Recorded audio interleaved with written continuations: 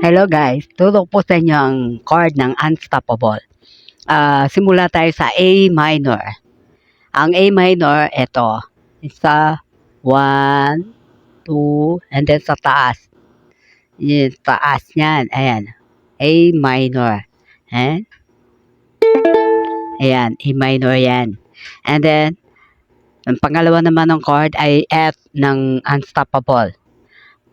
Ito sa 1, 2, pangalawang string sa unang ayan pangalawang string, ayan, and then taas, ayan, F yan, F, na, and then ang letter C,